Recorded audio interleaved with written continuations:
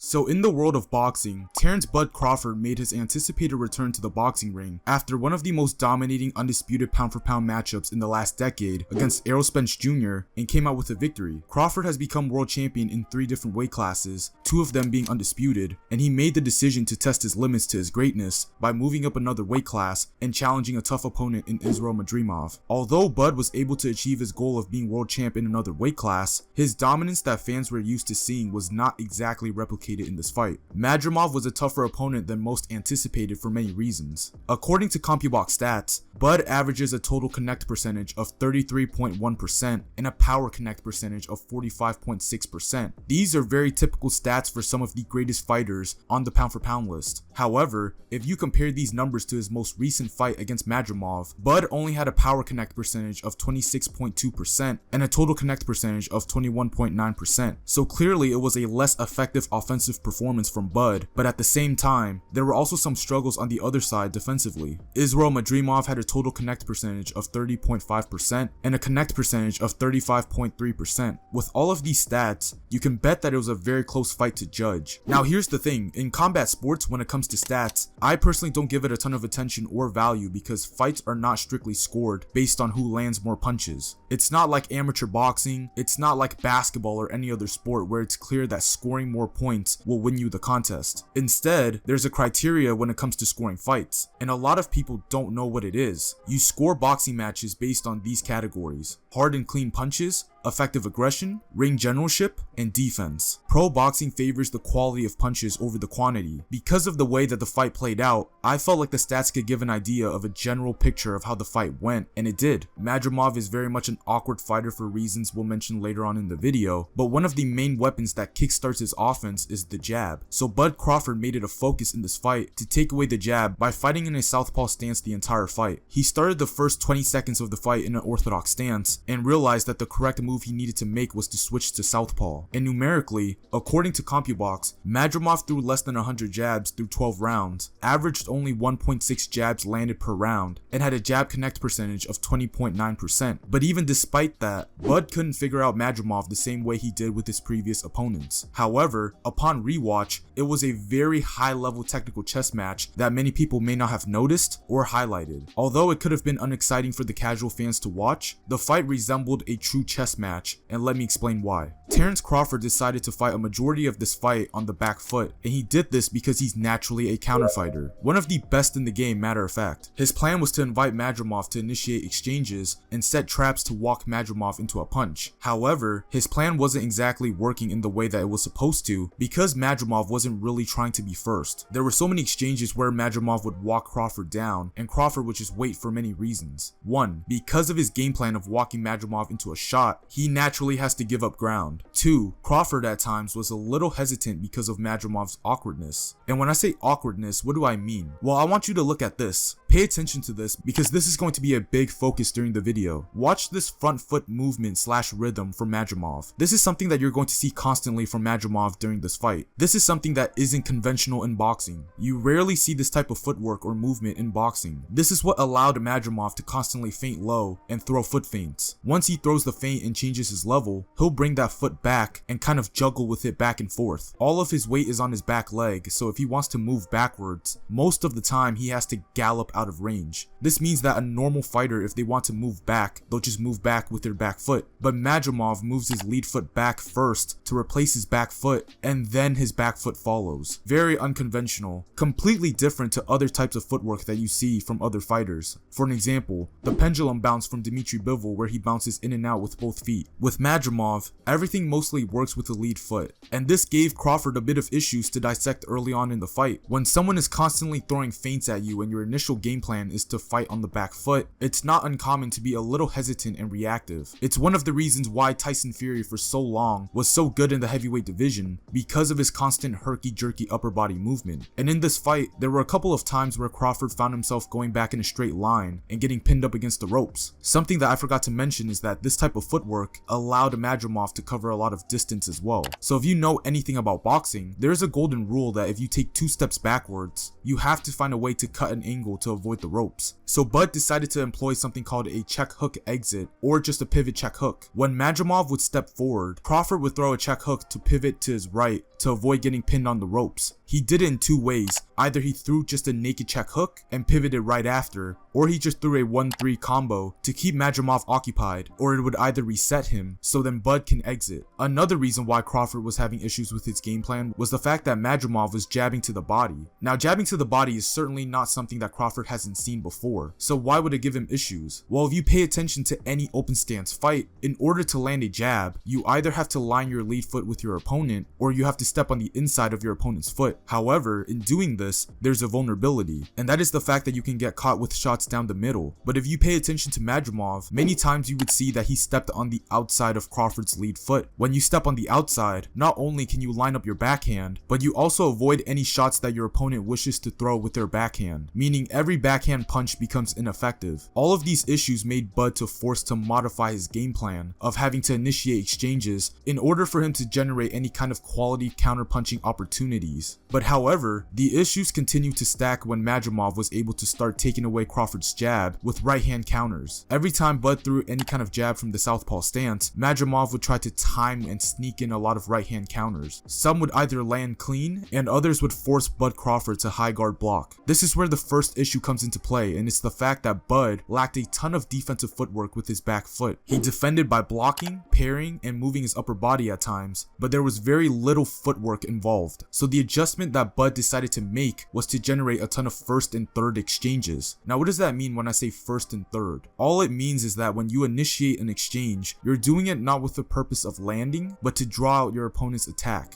Essentially, you're trying to be 1 step ahead of them and use their counterpunching to set a trap. So in these clips where Bud knows a right hand is most likely coming back after he throws his jab, he anticipates it by either high guard blocking or parrying the punch and then coming back with a counter of his own. However, Crawford didn't have a ton of success with this tactic, not because the idea was wrong, but rather the delivery and the execution wasn't on point. This is where the second issue arises for Crawford, and it's the fact that whenever he sees the right hand coming, he can very obviously block the punch, but as you can see here, Madrimov did a good job of avoiding the trap every single time. If he missed the right hand, he would make himself a smaller target and crowd all of the space into Crawford so he wouldn't be able to counter. He would drop down, roll under, exit out, keep his chin tucked, and most importantly, maintain good hand positioning. Similar to how Izak Cruz when he fought Tank, where he missed a jab and Tank tried to counter with a slip uppercut, but Cruz maintained good hand positioning to not allow it to land flush. But another part of the issue lies in Crawford's shot selection in his third exchange. If you pay attention here, when Madrimov tries to counter Bud, he would defend and 9 times out of 10 return with a rear hook. And as you can see, Madrimov easily avoids it by dropping under, making himself a smaller target and crowding space. So what I wanted Crawford to do more than anything else was to take a page out of Canelo's book and run Madrimov into an uppercut. If you remembered, Canelo broke Billy Joe Saunders' orbital bone by executing a pull uppercut. Joe Saunders loads up on a gazelle hook, Canelo sees it and counters with an uppercut where Joe Saunders was going to be. However, the difference lies beyond the shot selection, but also the footwork as well. Joe Saunders was crowding Canelo the same way Madrimov was. However, Canelo decided to take a step back with his back foot in order to create space to find the angle to land the uppercut, whereas Bud Crawford not only threw the wrong punches over and over again, but he didn't create space with his back foot for him to create opportunities to do what Canelo did. So as a result, you just had a bunch of empty exchanges throughout the fight where you couldn't land, your opponent couldn't land, and y'all are just crashing into each other. And there were exchanges later on where Crawford adjusted by countering with body uppercuts instead, because again, he couldn't create distance with his feet, and he just had to find any opening target to attack in order to score. This was the closest exchange that I could find during the fight, where it looked the most similar to Canelo, and as you can see, the same problems persist. Madrimov's hand positioning and Crawford's inability to create space to be accurate on these counters. Another tactic that Bud did was, instead of initiating and being first, was that he elected to try to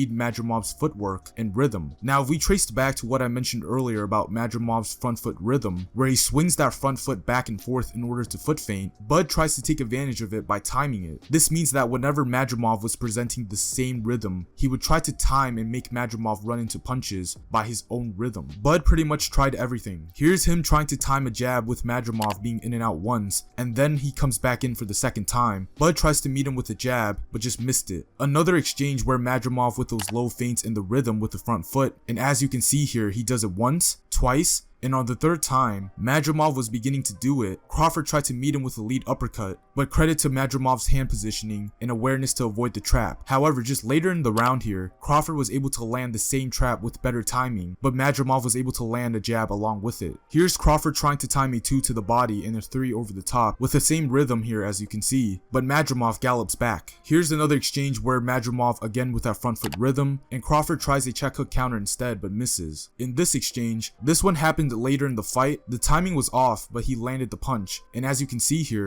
Madrimov steps back and forward. Crawford throws an uppercut that lands flush as Madrimov steps back in. As the fight went on later, Madrimov was able to inflict other tactics in his game plan, like throwing straight right hands that kept Bud honest. Bud has some issues with these lead backhands, likely because of his age and awareness as a boxer. When he initiates, he can defend due to anticipation, but if Madrimov decides to throw naked right hands, at times, Bud can get caught off guard. On top of that, Madrimov would weaponize the threat of his right hand, and to try to land his lead uppercut, he would feint the right hand, force Crawford to cover up, and split the guard with the lead uppercut. In addition, the check hook exit that Bud liked to throw was getting figured out by Madrimov as he adjusted by simply meeting Bud with his own check hook over the top as Bud is trying to pivot out of range. So with all of these problems existing during the fight, it was clear that Bud needed to switch his game plan, since it's clear that he was not having enough success to win the fight decisively. So later on in the fight, Bud started to become more aggressive and walked Madrimov down. He was starting to work behind the jab, something that he wasn't doing the entire fight because of his game plan. I think part of the reason is also lied on the fact that Madrimov was likely going to keep firing that right hand every single time Bud throws his jab, so he was likely being cautious to not walk into anything. Once he doubled up his jabs and worked behind it, and Bud started to land some of the bigger punches of the fight. But the fight didn't shift from a connecting percentage point of view, but rather a dominant one. Madrimov never looked vulnerable during the fight, except when Bud put him on the back foot. Bud never looked dominant during the fight, except when he walked him down and changed the distance of the fight. Bud was clearly the better inside boxer. In the 12th round, Crawford decided to walk Madrimov down and had his best round of the fight, but I thought that switch should have happened earlier, as we likely could have gotten it finished if he had done that. And it was so important for him to make that specific adjustment because, again, if we go back to Madrimov's front footwork